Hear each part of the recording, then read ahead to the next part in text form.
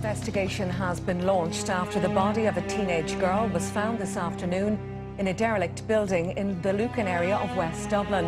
And in that briefing in the last few moments, Gardaí said they believe the body is that of the missing teenager. Anna Kriégel went missing on the 14th of May 2018. 3 days later, her body was found in a derelict house in Lucan. The teenager had been beaten and sexually assaulted. There were more than 50 sites of injury on Anna Kriégel's body. She died of blunt force trauma to her head and neck, but it was very clear that Anna Kriégel had put up a fight. The floor was described as being saturated with blood. All of this evidence built a very strong forensic case against boy A. The case against boy B relied heavily on what came out of his own mouth. The murder shocked the nation, but more shocking still was the ages of her killers. 2 boys who were just 13 at the time of the murder. These were young children. There was a strong element of planning. It wasn't a single moment of madness. There's a feeling that the crime was so awful that it doesn't fall within the category that you'd normally find crimes that children would commit. Although the trial is now over, for the Kriégel family and friends, the question still remains: why?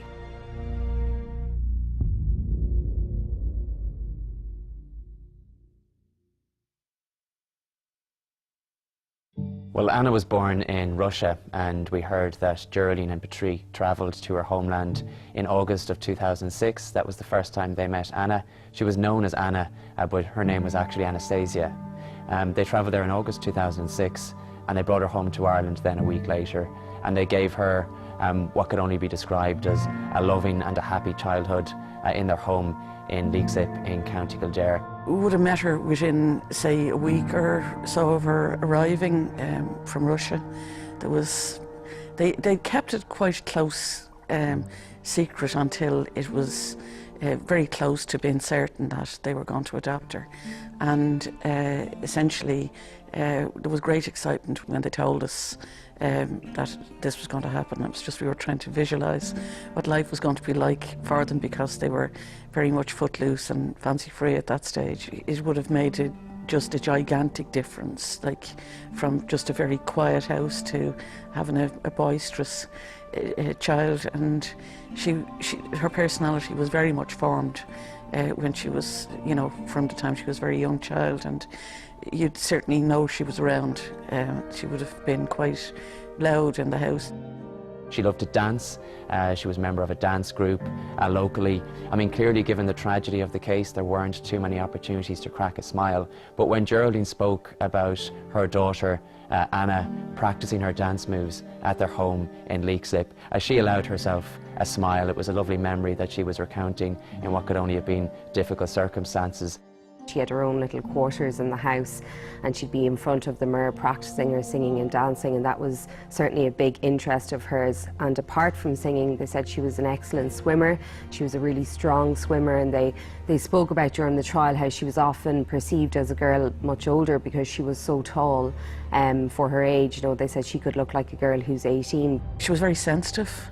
She was also very innocent, in that she looked a lot older than she was. And that kind of masks the child that was really inside a much more mature body. She struggled to make friends. A lot of her friends would have been younger, like a younger cousin would have been considered her best friend. She used to watch cartoons, we heard. She craved friendship, is exactly how Geraldine described her daughter. Someone who craved friendship but struggled to make friends. That was a difficulty that she had in her teenage years. Geraldine Kriégel poignantly described her daughter as a loner. She was a happy child in national school, and her parents said that she had an excellent resource teacher and that she was getting on really well in national school, but they did have some concerns about her going into secondary school because she was, in some senses, immature, and she was a vulnerable young girl and someone who was always craving friendship. And her resource teacher did tell her mother that she feared about her going onto second level. Sadly, that is how things did transpire. She had a difficult start to her secondary school life. Through the testimony of Geraldine Kriégel, we learned of the endless bullying that Anna suffered as a teenager. This wasn't just confined to the classroom, as is so often the case nowadays. She was bullied online through her social media accounts. Her mother Geraldine used to take her phone and her tablet each night, and she insisted on Anna handing over her passwords. And she said that Anna wasn't happy about doing that, but that she knew it was for her own protection.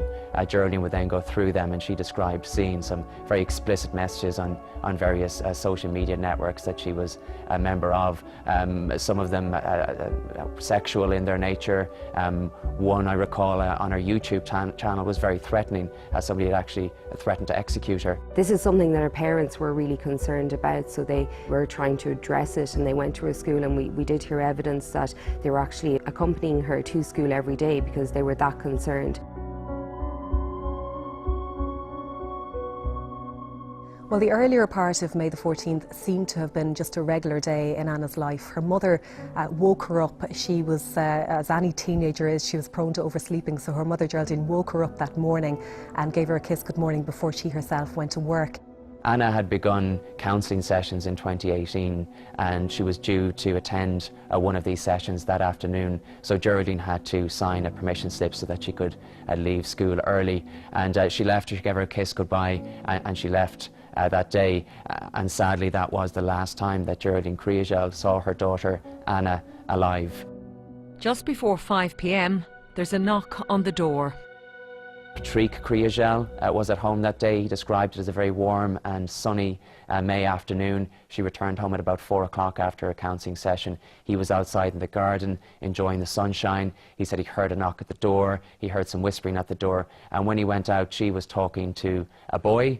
This boy transpired to be a boy B.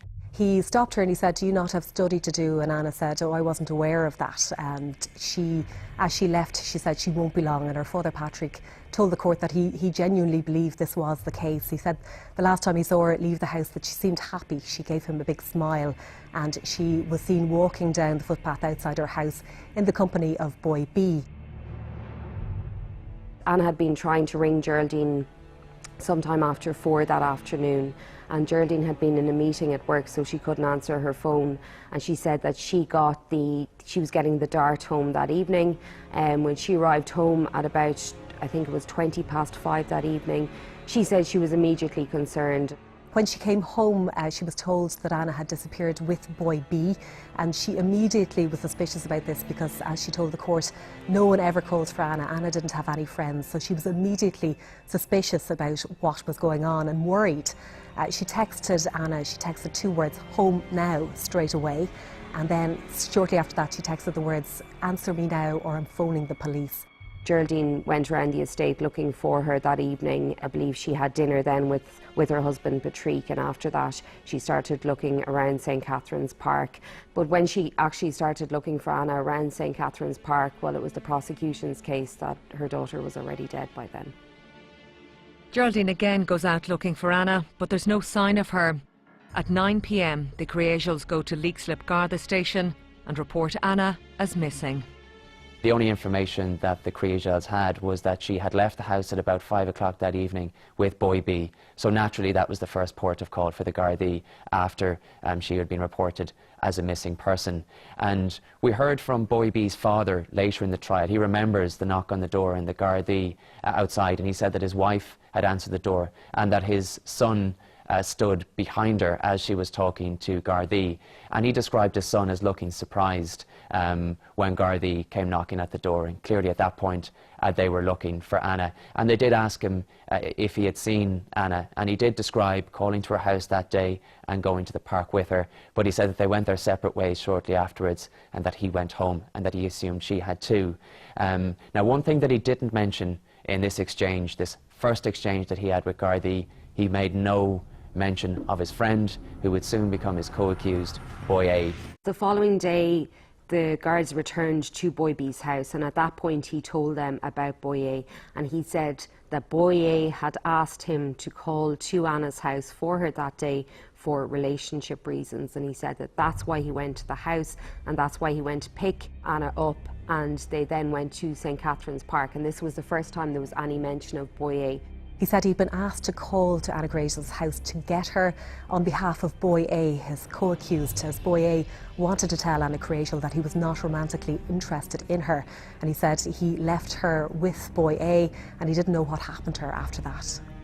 In the days after the disappearance, Gardaí decide to bring the boys to St. Catherine's Park to retrace their steps. Boy A and Boy B were being treated as witnesses, not as suspects at this early stage in Anna Kriégel's disappearance. Her body hadn't been found at that stage.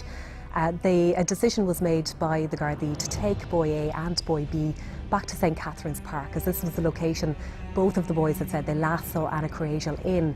Now, they were supposed to recount their footsteps, the path they'd taken with Anna Kriégel that day.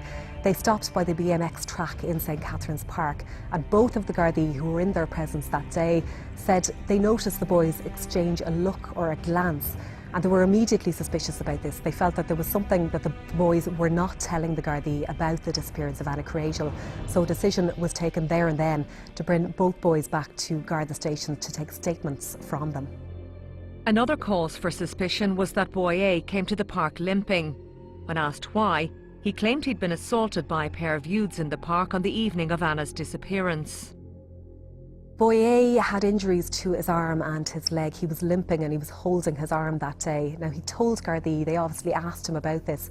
He said that when he left Anna Kriégel in the park that day, when he said goodbye to her, he'd been set upon by two older males. Now, he had a very detailed story about the attack that he alleged had been carried out on him. He said that he was knocked to the ground, that he received kicks and punches, and that he somehow managed to fight them off. He said that he managed to kick one of them in the head, and that they ran away then.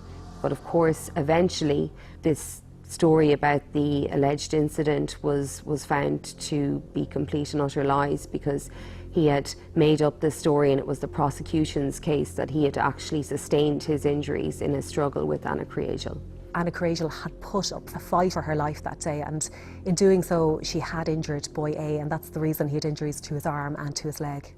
And while the statements from Boy A and Boy B were suspicious and inconsistent, the case was still being treated as a missing persons investigation, until a shocking discovery at a derelict house just 3 kilometres from Anna's home. In May 2018, the investigation into the disappearance of Anna Kriégel is ongoing, but as the hours turn to days, hopes that Anna will be reunited with her parents begin to fade, and the Gardaí redouble their efforts. A huge amount of Garda resources were put into the search for Anna Kriégel. There was a witness that gave evidence of seeing Anna and Boy B in the park. She said they were chatting, they were laughing, they were skipping. They seemed to be in good form. Anna was then reported missing 4 hours later by her mother, Geraldine, and the investigation ramped up in the days that followed. Large teams of Gardaí and volunteers had been spreading out across St. Catherine's Park in that immediate area. Glenwood House is quite near St. Catherine's Park, just adjacent to it. They had spread out and they'd literally been combing that park inch by inch, and they gradually neared Glenwood House. Sergeant Declan Birchall was one of the 4 members of the divisional search team, which were a specialised training unit. And Glenwood House was an old property damaged by fire. It was not in good repair. Parts of the roof had collapsed, and he described going through the corridors to the front of the house and into the room described as room 1, where Anna's body was found, and he said that that room was poorly illuminated, with light only coming from a little hole that had been punched through one of the boarded up windows. But when he went into that room, he saw what he described as being a mannequin or something terrible. He moved in slowly and carefully, and on closer inspection he realised it was the body of a young, naked girl. She had a blue tape, a ligature around her neck. She was naked apart from the socks that were on her feet. Her clothes were found strewn around the room. Tragically, 3 of Anna's fingers were behind the ligature. Her head was tilted back, and it was Sergeant Declan Birchall's impression, having inspected her for the first time, that she seemed to be trying to pull this ligature away from her. We called up to the house, and around lunchtime they were contacted and told that a body had been found. And I mean, there's no way to receive that news, you know. The body found in Glenwood House was quickly identified as Anna Kriégel, and the missing persons investigation was upgraded to a murder investigation. The last people to see Anna alive were boy A and boy B. The witnesses to her disappearance were now the prime suspects in the murder inquiry. It was decided about a week after Anna's body was found to arrest the two boys and to take them in for questioning. Now, given their ages, they were both just 13 years of age at the time. Precautions were put in place. The boys' parents were given notice of a pending arrest the day before Gardaí came knocking at their doors. Garda searches also took place at their family homes, and a number of items were seized as part of the Garda investigation, and they again were used in the prosecution's case. As news of the arrests became public, the community in Leixlip was left reeling. The suspected killers were just 13 years old. I'm a little bit too close to it to almost, to separate out the friendship from the community, but I'm also in the position where I represent the community, and I think people were fearful. They were fearful for their children, and I think there was a degree of disbelief that this could have been children themselves that were involved in this. When you get people who've done things like that, they would have a long history behind them. They'd have a criminal forensic history. They'd have exposure to professionals like psychologists, difficulty in school, difficulties at home. But in this case, there was none of that. The boys came from very respectable backgrounds, and there didn't appear to be anything which was giving a clue as to what might lie ahead. While the boys were being questioned, forensic teams were analysing evidence from the crime scene and items seized from the boys' home. The forensic tests were fast-tracked, and boy A was subsequently charged with Anna's murder. It also became clear that the investigation into the role the boys played in Anna's death was going to diverge. The case against boy B would be built on methodical Garda interviews, but the case against boy A was largely forensic, one that prosecuting counsel Brendan Grehan would describe as overwhelming. Vital forensic evidence was found in the clothing of Anna Kriégel and her black top, which was later found to have boy A's semen on it. There was a piece of timber found that was charred at both ends, and that timber was blood-stained. There was also a section of a 9-inch concrete block, so about half a concrete block, which was found with matted hair on it, belonging to Anna, and that had also blood staining on it. And throughout the room there was, the floor was described as being saturated with blood, and there was also a lot of blood staining on the walls of the room. Gardaí, in plain clothes and in unmarked cars, went to boy A's house, and they carried out a search of his house and of his room in particular. Now, they made a number of seizures of evidence in that room, and what they found, among other things, was a backpack which was in his wardrobe. Now, there were 5 items in that backpack. There were gloves, knee pads, shin guards, a snood and a mask. Obviously, Gardaí immediately thought this was important evidence in their investigation, and they took it into Garda custody.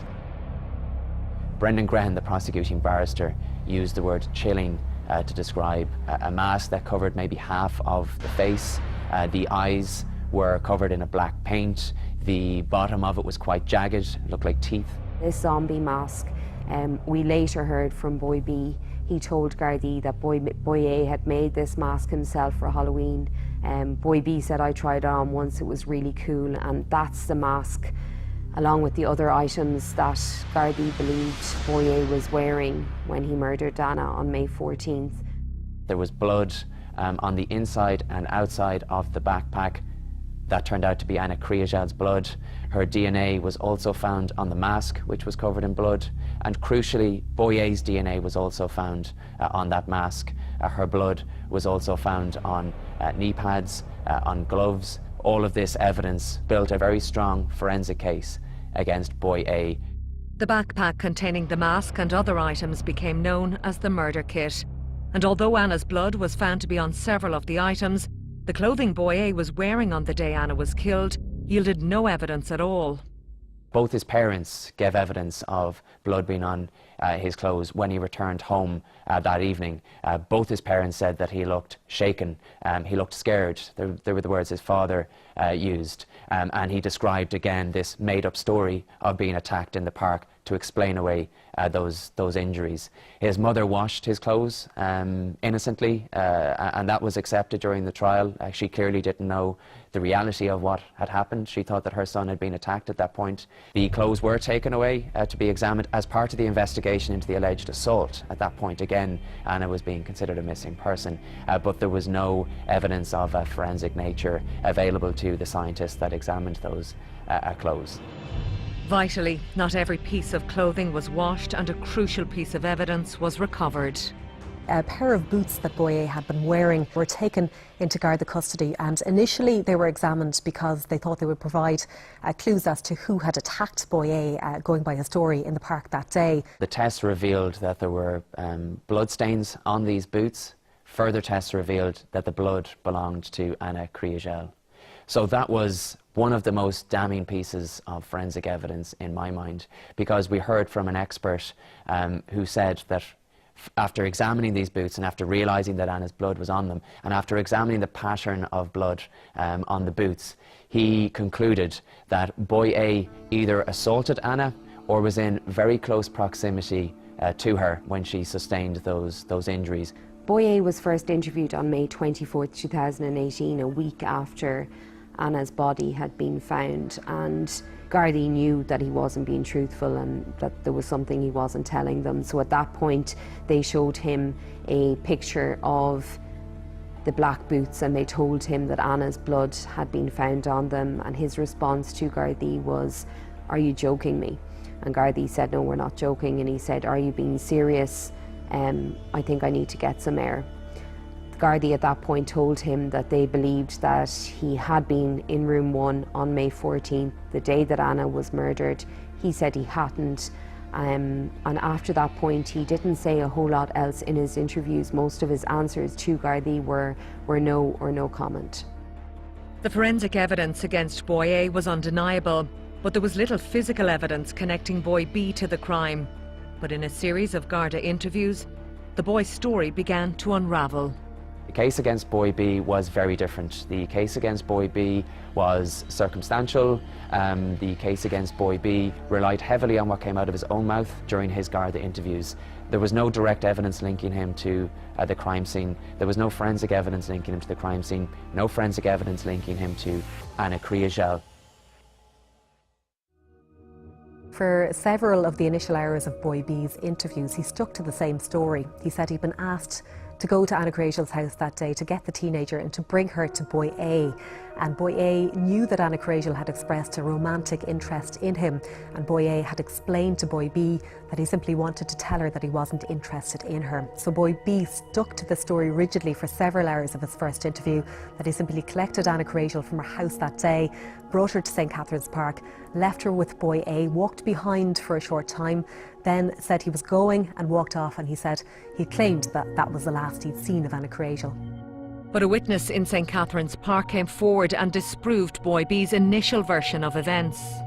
Now, this was put to Boy B during these interviews, that he was seen by this witness near the farmhouse. But at that point, Boy B then said, "OK, look, I'll tell you the truth. I did go into the field, I did go up to the abandoned farmhouse." But he denied at that point going into the abandoned farmhouse. He said that he waited outside while Anna and the boy went in to discuss these relationship issues, as he put it himself. And he said that he heard a scream as he was leaving. He said this scream became muffled towards the end, and that he was frightened, and then he ran away, and that he assumed that they were being attacked, but that he felt that Boy A was able to defend himself and Anna, that he was big and tall and strong and powerful, and that he would have been able to defend them, so he ran home. Now, in subsequent interviews, he did admit going into the crime scene, but mere presence, as the jury was told before they began their deliberations in relation to Boy B, mere presence at a crime scene does not mean participation and is not indicative of guilt. So the Gardaí still needed more, and the detective still pushed him for more information.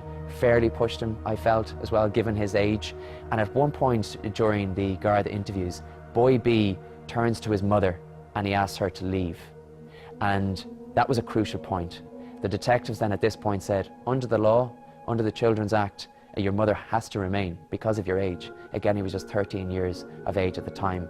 And at that point then, he started to reveal certain pieces of information, and it did take some time to go through it all, about the attack, about his presence at the crime scene, and about what boy A had told him about his intention to kill Anna Kriégel. He said that boy A and Anna started to approach the house, and he described it as boy A had a blank type of look on his face, and he said that he showed no emotion. And he told Gardaí that boy A told him to leave at that point, but he said that he didn't leave. And he said that boy A and Anna both went into room 1, that he could hear shuffling. He said he followed them into room 1, and he said when he got there that he could see boy A was choking Anna and pulling off her trousers, and that he had flipped her over. And he said at one point boy A turned around and he saw him standing at the doorway. Boy B said that he became very frightened and that he ran away. The guards put it to him that he walked into the house first that day to check the coast was clear, they said, to check no one was there. And once that coast was clear, they put it to him that it was game on, it was murder on, and that he was complicit and he was part of this entire plan for murder. And this is what the case against boy B came down to. The question of whether boy B was complicit in the murder of Anna Kriégel came down to a conversation the boys had a month previously. Boy A asked boy B, hey, want to kill someone? He said, who are you planning on killing? Boy A told him Anna Kriégel.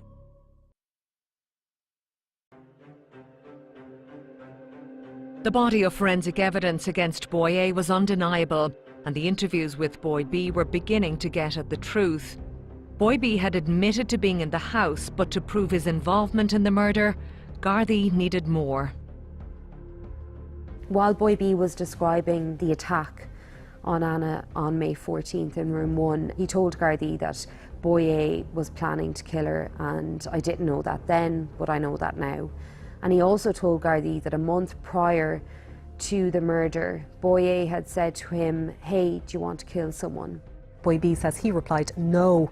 Then boy A said, come on, why not? And boy B said, no. He said, who are you planning on killing? And he says boy A told him Anna Kriégel, to which boy B says he replied, in your dreams. But he told Gardaí that he didn't think that boy A was being serious. He later, after the fact, after May 14th, well, he knew at that point that boy A had meant what he said. But he said that before then he thought that boy A had just been messing, that, you know, they were joking around, and he said that that's not something he actually believed that boy A was going to do. Gardaí had enough evidence to charge boy B, but the conversation between the two boys would be key in securing a conviction. If boy B lured Anna to Glenwood House knowing that boy A was serious in his intention to kill her, then boy B was complicit in her murder. How on earth could he have called her house that day and taken her to a dark and a dirty, derelict farmhouse 3 kilometres away without knowing what was to happen to her? Given that information, the prosecution claimed that it was beyond comprehension. So that particular piece of evidence, in my mind, was crucial for the prosecution to get across the line beyond a reasonable doubt, and it was boy B that gave the Gardaí that particular piece of evidence. The law has always recognised that people, when they're in trouble, tell lies. So much so that a judge is, as a matter of law, mandated to warn a jury that if an accused, for example, has told lies, they mustn't equate lies with guilt. A jury, generally speaking, will be compassionate. They will cut slack. But if a point is reached where they say, no, we've extended now as much as we can, and we're still not getting an account that we can rely on, and in fact we're getting an account on which we disbelieve because we think the person is telling lies, that's extremely damaging. Jurors in the trial had sat through hours of disturbing forensic evidence and video interviews, but on the morning of the 9th of May, former state pathologist Mary Cassidy took the stand for what would be a particularly harrowing day in court for the Kriégel family. I imagine that must have been particularly difficult for Geraldine and Patrick Kriégel to sit through that evidence. Post-mortem evidence can be very clinical, it can be very impersonal, but for the people left behind, for the people like Anna's parents, I can only imagine what was going through their minds as that evidence was being recounted. They were as I would have expected them to be. They're very private people. They're never expected to find themselves in this kind of spotlight. Looking at the footage of her being led to, you know, to the place that she was ultimately murdered, you know, Mary Cassidy's evidence was very, very hard on them. You know, losing Anna, losing her in the circumstances that they lost her, but then having to go through that trial was incredibly tough. Well, it took the now retired state pathologist, Professor Mary Cassidy, a number of hours to go through her report of the post-mortem that she carried out on Anna Kriégel. Such was the extent of the injuries suffered by the then 14-year-old. It seemed to me, listening to the evidence, that there wasn't an inch of that girl's body that wasn't left marked by the attack in that derelict farmhouse in Lucan in May of last year. There were more than 50 sites of injury on Anna Kriégel's body. She died of blunt force trauma to her head and neck, but it was very clear that Anna Kriégel had put up a fight. She was covered in cuts and bruises. There was some particular damage to the back of her head. The extent of her injuries seemed to focus on the head and neck area. As she said, there was also evidence of an attempted sex with Anna Kriégel. That clearly was a part of the case against boy A, because he faced that additional charge of aggravated sexual assault, which is essentially sexual assault with the element of violence included. The trial lasted 6 weeks and it took the jury 14 hours of deliberations before it was ready to deliver a verdict. The two boys, it wasn't like they were getting in trouble in school. Boy B was someone who's described as being, you know, very articulate for his age. And then when you were sitting in the courtroom, and they were obviously sitting in the body of the court amongst everyone else, Boy B held his mother's hand throughout the trial. Boy A oftentimes would rest his head on his father's shoulder, and it was very hard to reconcile the two boys that you sat in a courtroom with the evidence that you actually heard. So on the 5th day of their deliberations, after 14 hours and 24 minutes, it was a surprise to most people in the courtroom when a knock came and word spread that a verdict had been reached. Everyone sat very quietly, and I must say it was a tense few moments waiting for that jury to come back. Mr. Justice Paul McDermott eventually came back into the courtroom and called for the jury. They came back. The forewoman of the jury was asked, "Have you reached a verdict on which you all agree?" She replied, "Yes." And then silence descended on the courtroom as those verdicts were read aloud. I noticed Geraldine Kriégel sitting right next to the jury box beside Patrick, holding hands with her husband. It's the seat that they have sat in throughout the trial. Geraldine had her eyes closed very tightly, I noticed, and she kept them closed throughout, only reopening them after the jury foreperson had confirmed that both boys were convicted of murder.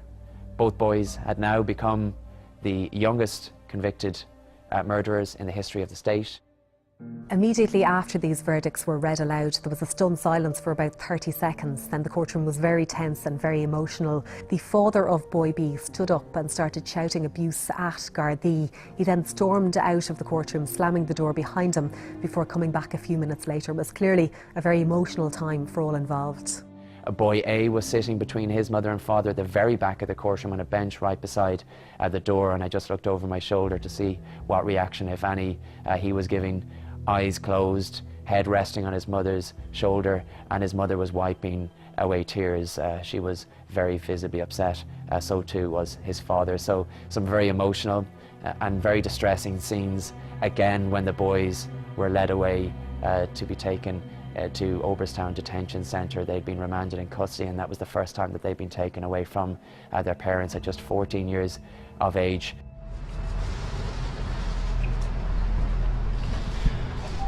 Anna was our strength. And Anna was a dream come true for us, and she always will be. She'll stay in our hearts, forever loved and forever cherished. We love you, Anna.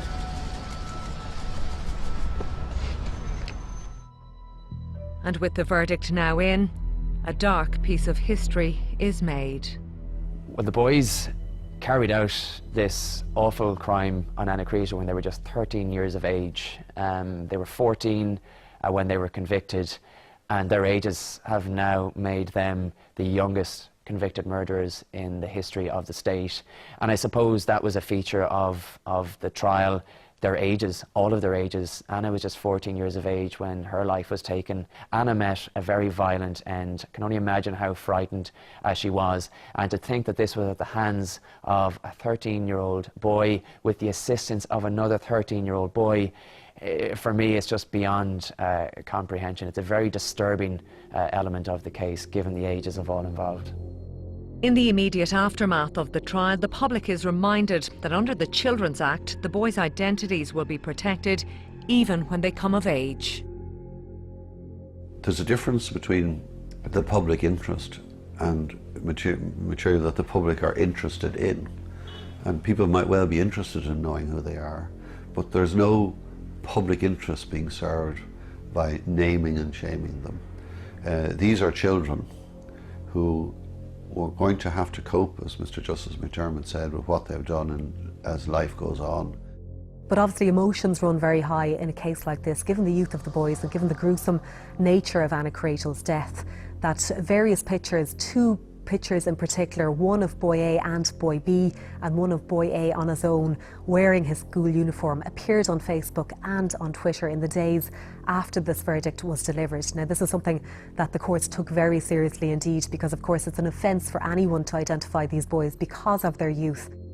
Facebook and Twitter are ordered to remove the images, but the fact that they appeared online suggests a level of public anger that the boys will remain anonymous, despite the brutal and malicious nature of the crime.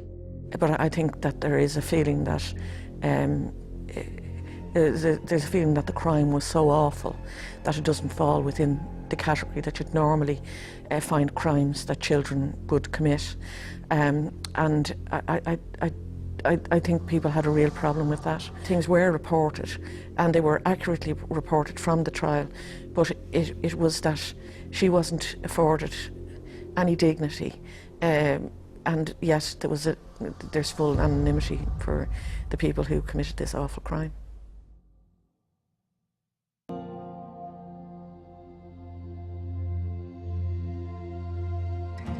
In the days after the verdict, the Kriégel family hold a memorial for Anna in St. Catherine's Park. And while friends and family attempt to rebuild their lives, details emerge about disturbing evidence found on boy A's mobile phone that wasn't put before the jury. There were a number of issues thrashed out in the absence of the jury that never went to the jury, wouldn't have made up part of their deliberations. A search of boy A's phones revealed thousands of pornographic images, videos, some of them very violent, very graphic in nature, some of them involving animals. These were all found on two phones that were seized as part of the Garda investigation. There was one in relation to a female wrist bound to a post. There was another in relation to a man squeezing the throat of a naked woman. And they were videos that they were particularly interested in as admitting as evidence.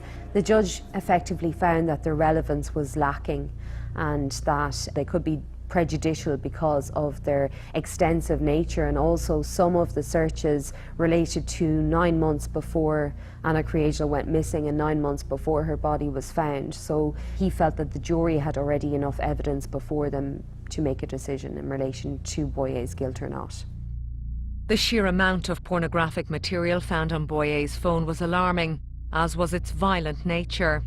That, coupled with the bullying Anna suffered on social media, has raised concerns about the online lives of young people. We hear a lot of media discussions about the issue of children accessing pornography, and of course that's a conversation that's full of a lot of fear and confusion about what the realities of this are. It's hard to, have that calm conversation when we're really worried about this for our children. There is research out there to show that those who have a predisposition towards violence will seek out more violent content. Those people as well who will generally seek out that kind of content will have very misogynistic views against women as well. So those who do not have those views and would have a more equal view of women would generally shy away from that kind of content. My advice to parents who are caught up in this area and have fears about what their children are watching would be to try and sit down with your child and have a conversation about the kind of material they're watching, and recognise that your child may or may not be looking for help, or they might be ashamed, or they might not know what to do with this kind of information, and they just really need some support around it. However, I recognise that's a very difficult conversation for a lot of people to have. But there are support services out there, and there are youth clubs run by groups such as Feroga as well. There is support services for parents as well. And I would definitely urge people to not take this as a silent conversation, because we have a history of silence in Ireland and pretending that things aren't happening. And, you know, it doesn't work and it doesn't solve these problems. Murder carries a mandatory life sentence here, but because the two boys are the country's youngest ever convicted killers, it's an unprecedented legal area.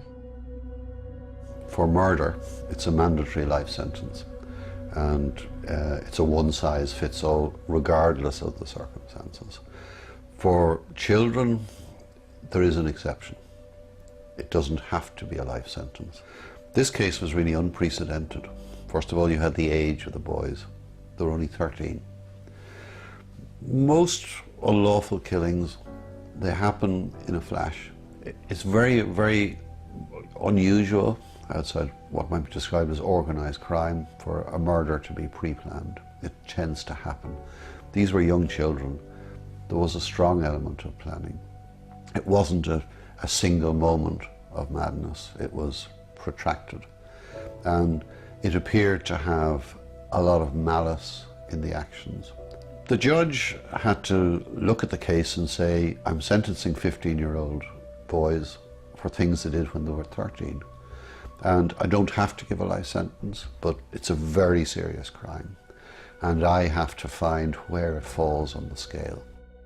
Two teenage boys are jailed for life and 15 years for the murder of schoolgirl Anna Kriégel.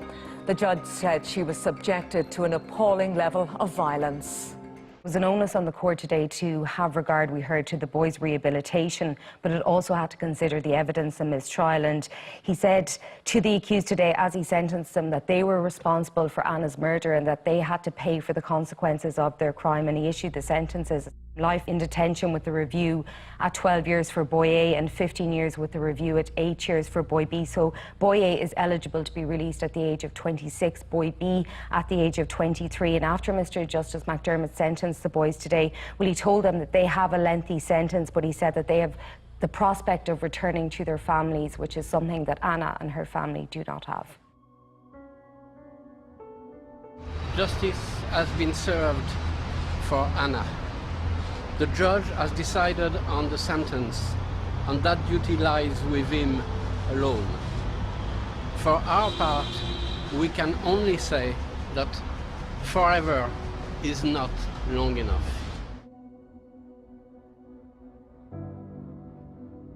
During sentencing, the court is told that while undergoing psychiatric assessment, boy A admitted causing Anna's death, but denies the sexual assault.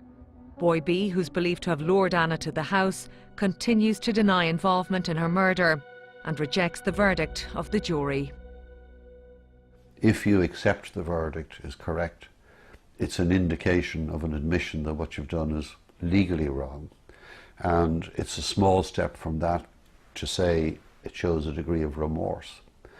The other side of the coin is that if you want to have somebody rehabilitated, realizing that they have done is wrong, and by wrong I mean morally wrong as much as legally wrong, past experience indicates that that is a very important step in eliminating or reducing the possibility of further like behaviour. So failing to acknowledge is a red flag that the conduct, there's a moderate to high risk, will be repeated. Anna's mother, Geraldine, also read out a powerful victim impact statement. We didn't know where she was or what had happened to her, but somebody did. Somebody knew. We waited and waited for our little girl to come home, but she never did. No one could suspect the evil that lay in waiting for her. No one could anticipate the darkness that swirled in the souls of those that murdered and violated her. How could any child or even any adult imagine in their worst nightmares the danger that lay ahead? She wanted to live, but she was not permitted to do that.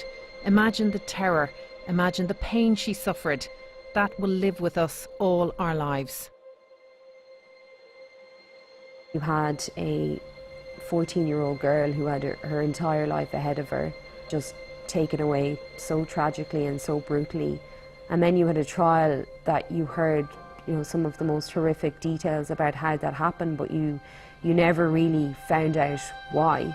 And you often don't in murder trials. You'll hear everything about how something happened, but why boy A chose to do what he did on that day, and why boy B brought Anna to boy A and lured her from her home, well, perhaps that is something that we will never know, and unfortunately for the Kriégel family, perhaps that's something that they will never know.